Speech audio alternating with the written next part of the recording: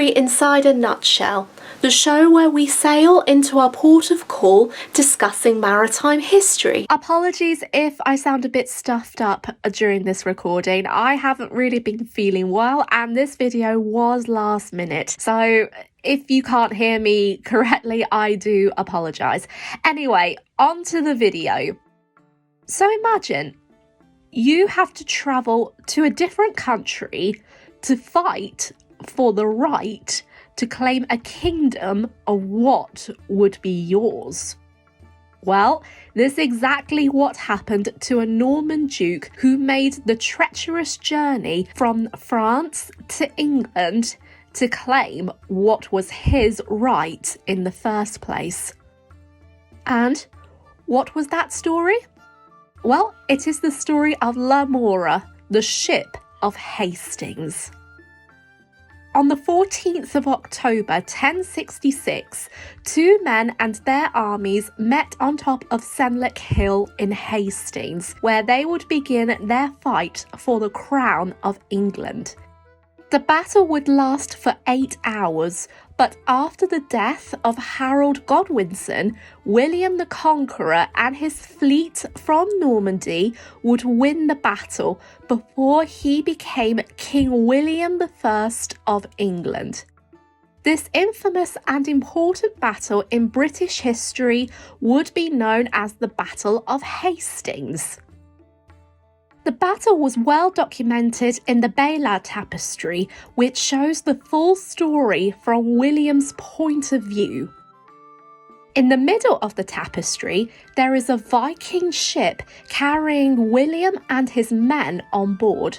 She has been overlooked in the story of the battle, but with some evidence crawling up into the light, this is the story of how one ship carried the victors to England before seizing a kingdom what was rightfully William's. The ship that is referred to in the tapestry was called the Mora, which was the flagship of the Norman conquest. She would be the vessel that would carry 12 knights, their attendants, weapons and armour and lead the Normans overseas to conquer England. There is little information we have about Mora, but this video will begin to show light of her full story. Mora's construction date is unknown, but it is believed that it was built in the fishing village of Barfleur during the summer of 1066 and was constructed under the orders of William's wife, Matilda of Flanders, who gifted the ship to her husband. Mora was constructed in the design of a Viking ship with a clinkered prow with derrick or dragon carvings on the prow of the ship. In the 11th century, Norman warriors would design ships in these carvings as it is believed that dragons represent strength, bravery, and protection.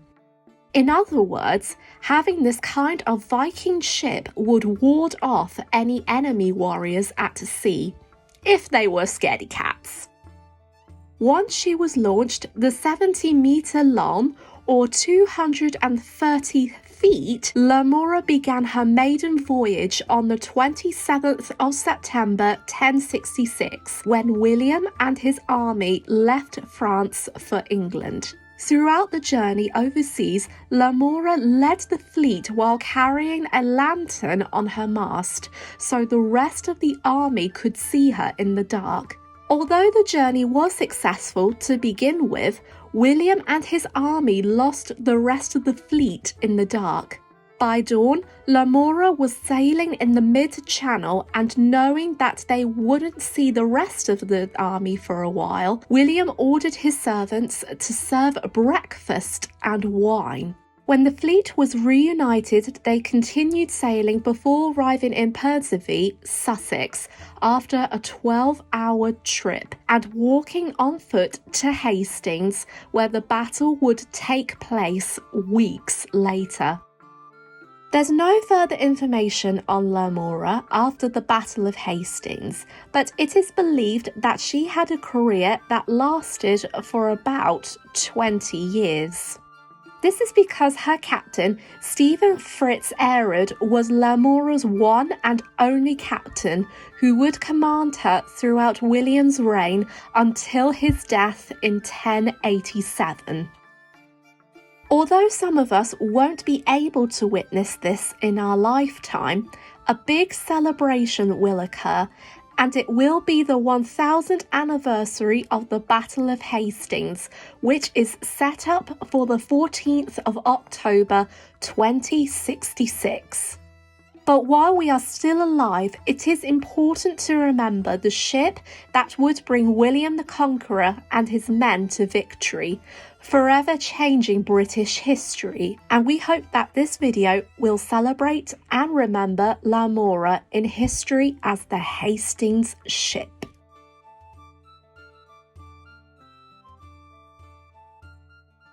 If you enjoyed this episode, please like and subscribe for future videos. Until next time, this has been History Inside a Nutshell, departing from the docks. Thank you so much for all of your support and enjoy the rest of your voyage.